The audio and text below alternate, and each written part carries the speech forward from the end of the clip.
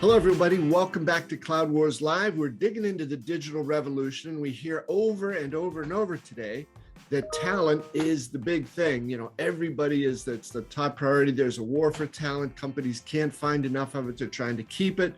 So we're delighted today to have one of our regular digital all-stars, Pat Fitzgerald, with us. Pat is the co-founder of CareerAv, and Pat's got a special guest with him today to really dig into an exciting area about talent intelligence.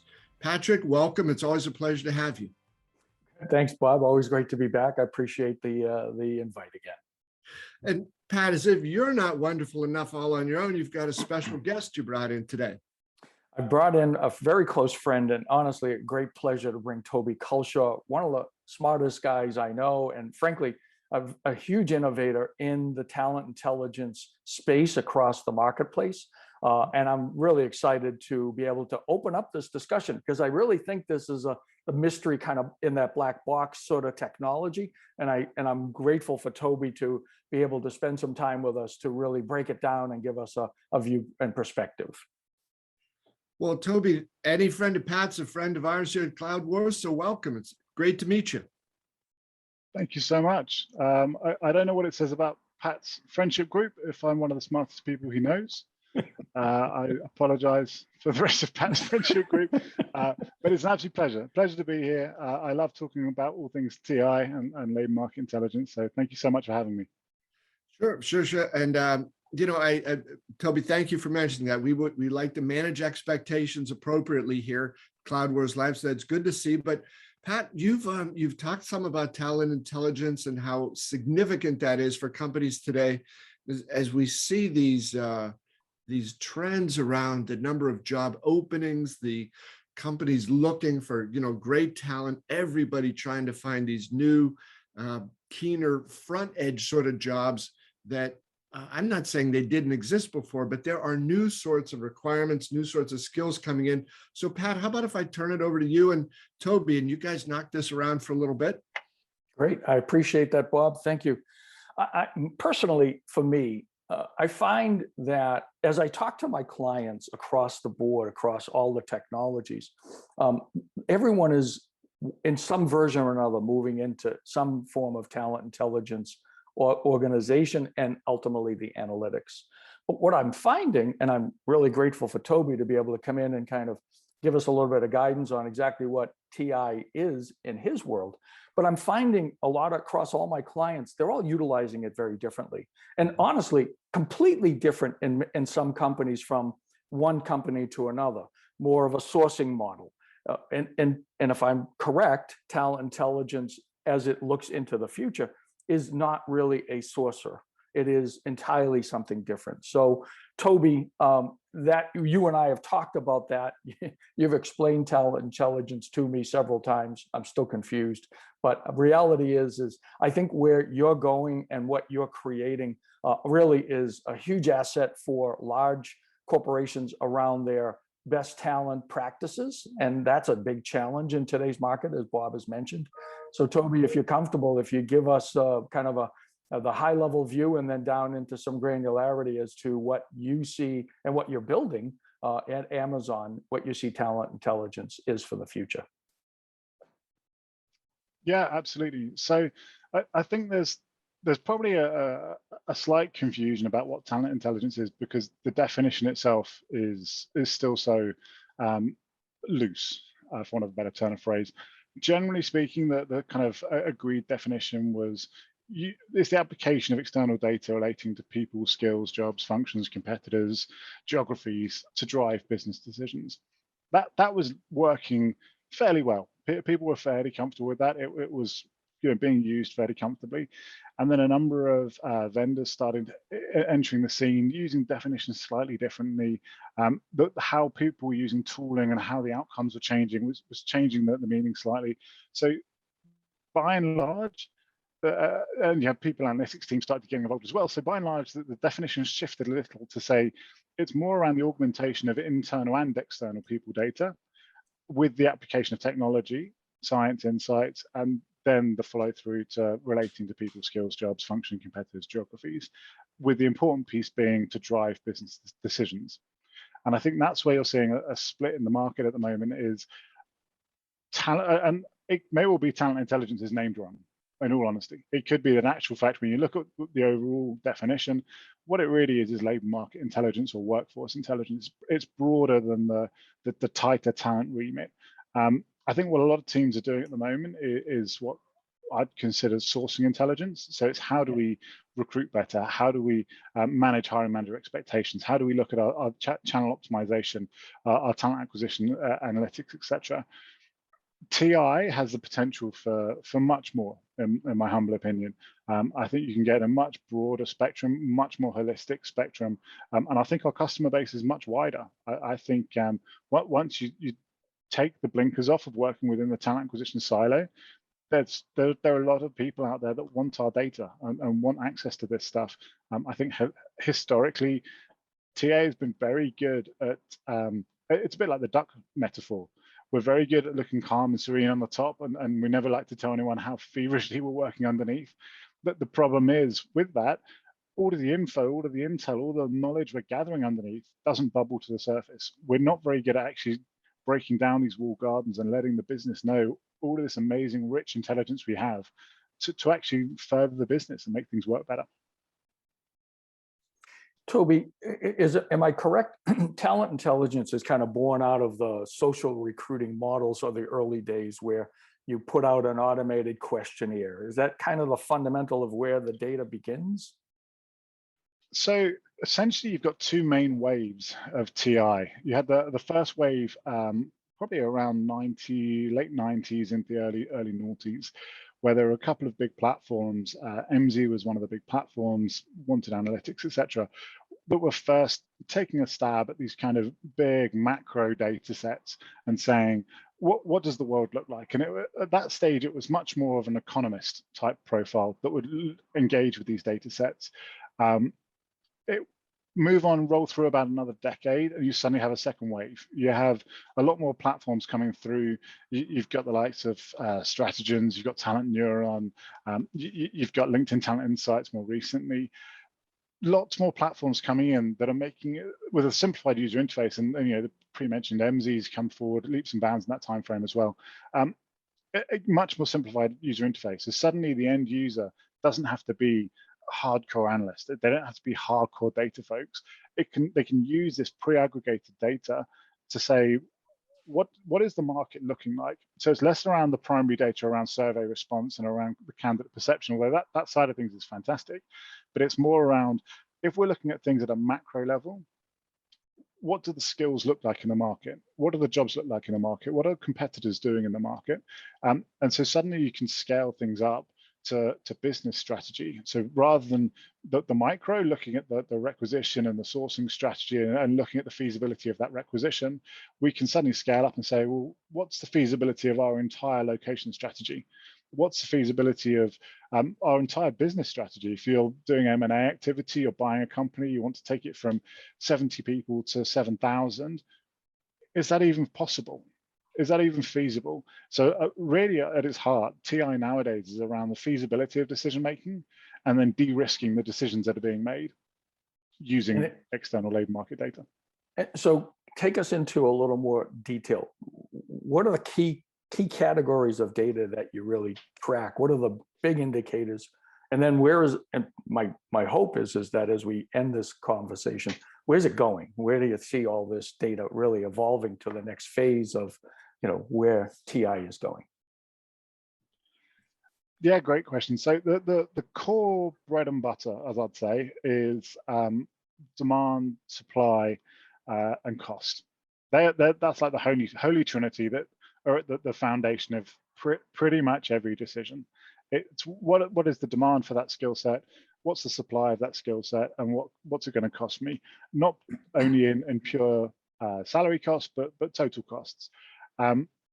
Once you start evolving further, you start bringing in other data sets, and that aligns also with bringing in broader stakeholders. So as you're working with stakeholder groups further outside of TA, people want other things. So broader HR will want to understand broader data sets within the HR. What's the ease of doing business? What's the risk appetite within that country? You might look at the cultural norms and the Hofstadter scale to say, is there the likelihood of success of this type of business model in that given country? Then you start broadening into, say, real estate, and you start looking at infrastructure costs, and you start looking at the once again, the ease of doing business. If you're doing a manufacturing site or a warehouse facility, what's the infrastructure around that? Are we going to be able to fly people in? Are we about to be able to get people out again, etc. And as you start broadening out and working through different functions, the data sets you choose will broaden. So it moves away from a core supply, demand, and cost to much broader data sets. And they can be from a variety of sources. Some of them are aggregated, some of them are non-aggregated, some of them can be from government sources, some are from primary research, some are from statistical bodies. It can be quite a range of data sets, and I'd say that falls into one of the difficulties of the role still, and the function still is, it's still immature. You know, we're at the second wave, but it's still very early days. You can get two data sets that look on the face of it not exactly the same, but because the taxonomy is different, the data can be completely different, entirely different thing.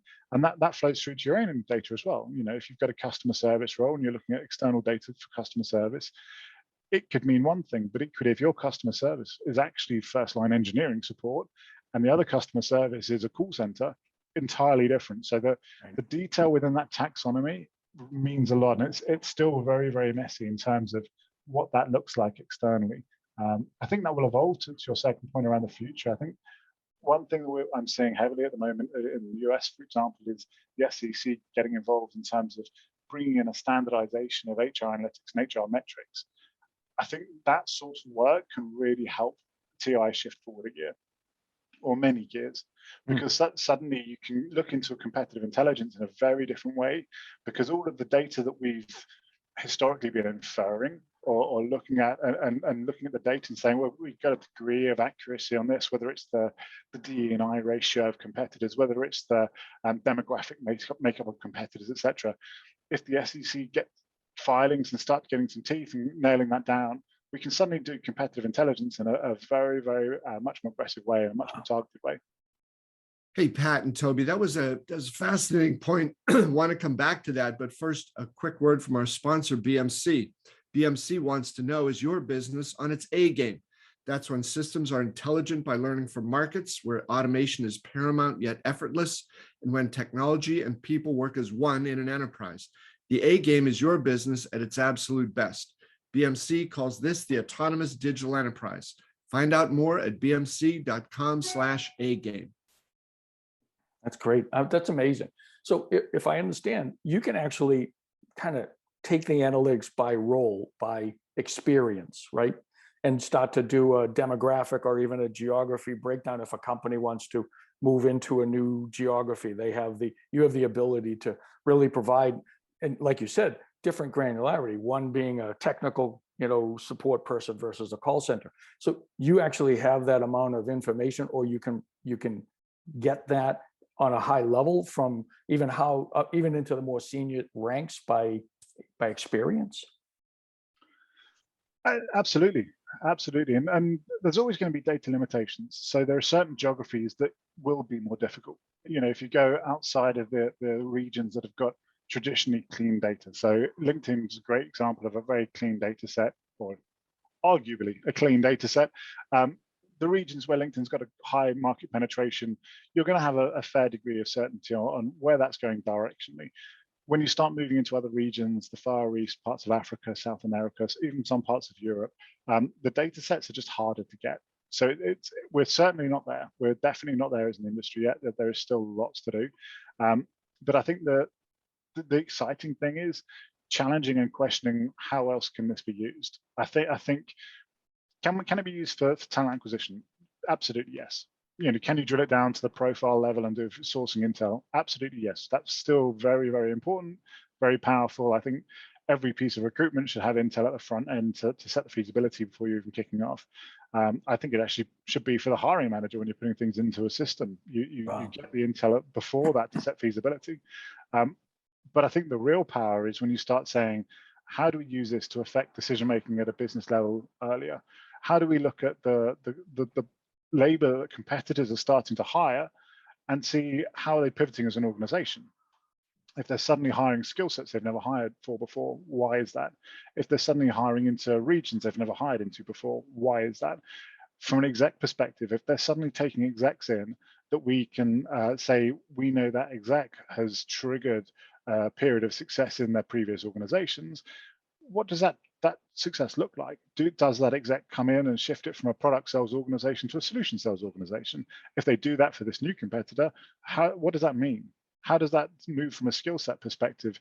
How does that move from a location perspective? If we're aligned on certain locations and we have solution sales individuals, suddenly we've got potential flight risks. They're going to be targeting our individuals.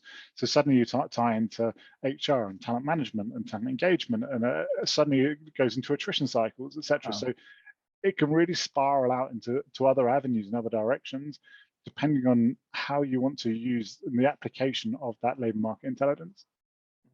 Hey, Pat, can I ask a question here? Yeah, please.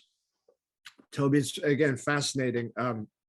I wonder, what you were just describing a little bit about, getting better insights into everything from competitive intelligence to where we can, a company can best seize new opportunities for itself. Clearly, over the last 2 or 3 years, and especially in the last 21 months, every organization has undergone incredible changes. And I think in some ways, there's been so much focus on, getting the whole digital part right, that a lagging indicator has been organizational structures in companies. So I think we're starting to see companies now saying, hey, wait, I've done this and this, now I got to get my org structure more attuned to where I'm headed in the future. Can talent intelligence help in that sort of an exercise? Absolutely. Yeah, absolutely. So I guess there's two main ways I think TI can help with the org structuring piece, or three. One is tying in with your existing internal data sets. So tying in with people analytics, tying in with your org design teams, and seeing how things fit and why they fit, and how, if we're looking to change that, how does that sit from an external perspective? I think the more interesting for me, because I'm biased, elements though are suddenly going, what are our competitors doing?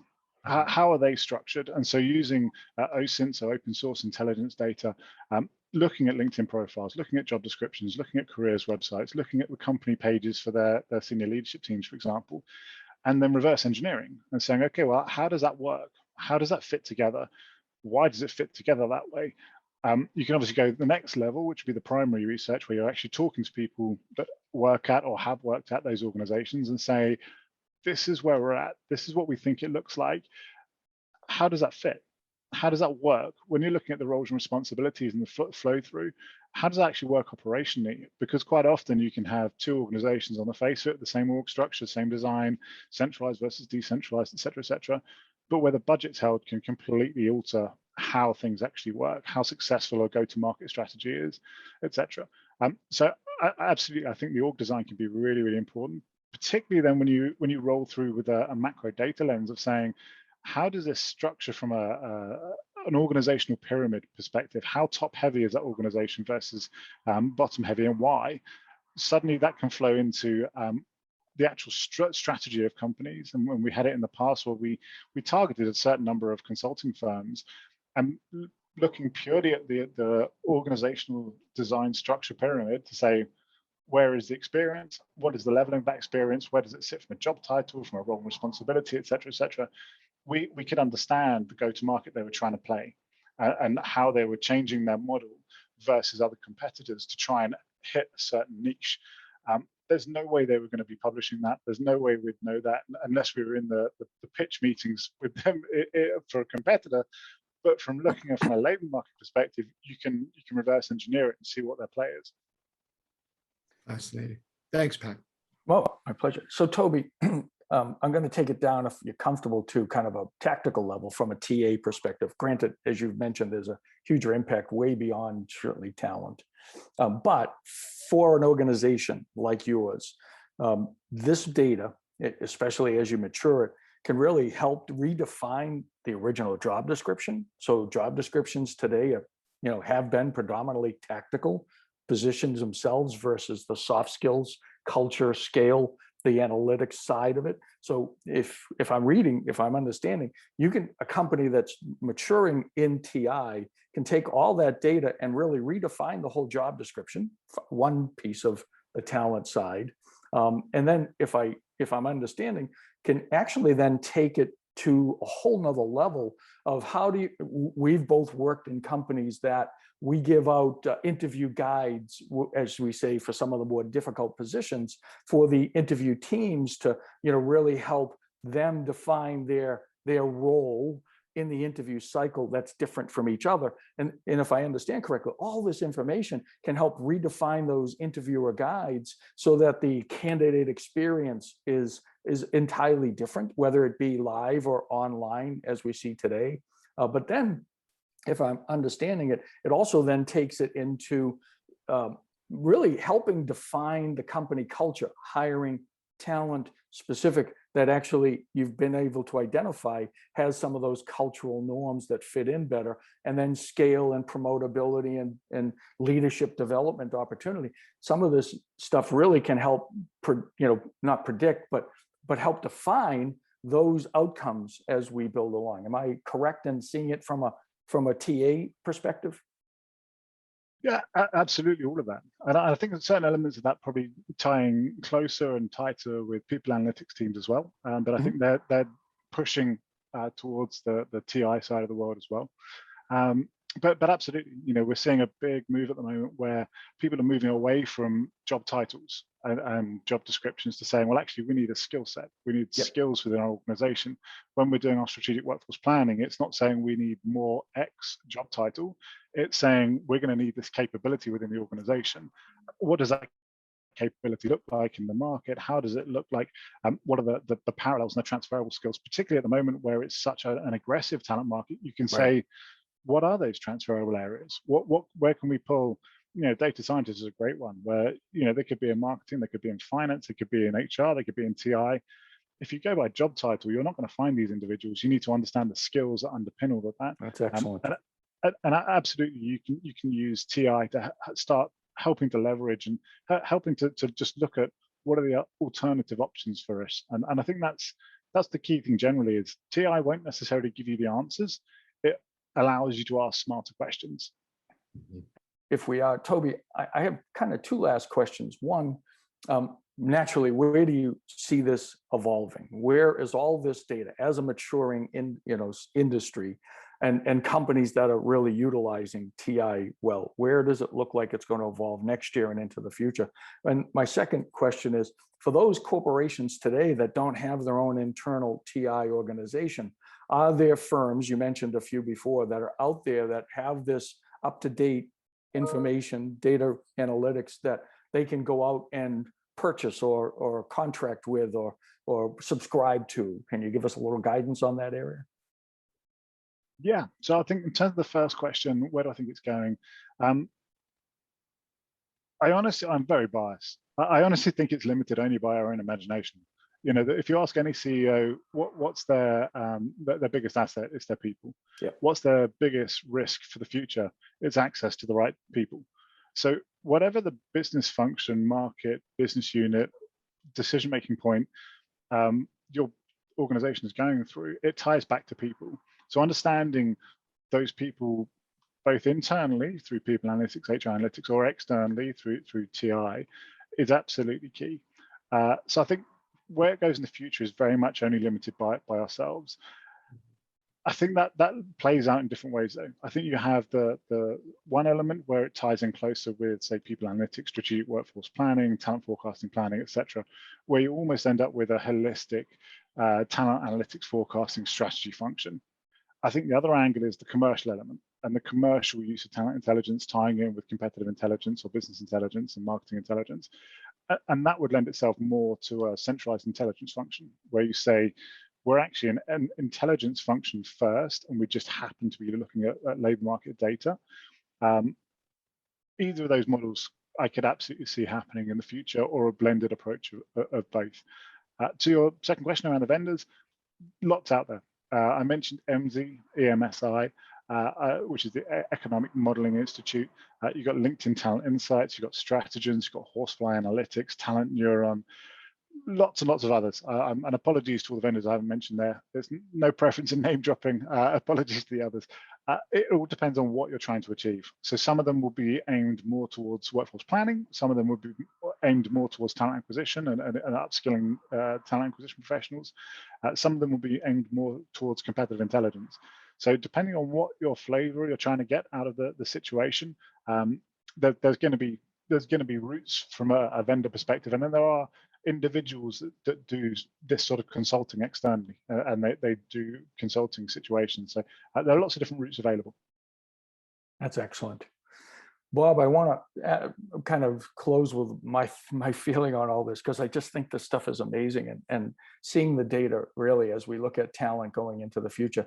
But it reminds me that the old school recruiter that based their personal recruiting model on networks, personal networks, market intelligence and competitive intelligence, is nice that we're seeing through these organizations and people like Toby to automate all that, so that the old school recruiters model is continuing to evolve in a much more digital world, which is kind of exciting.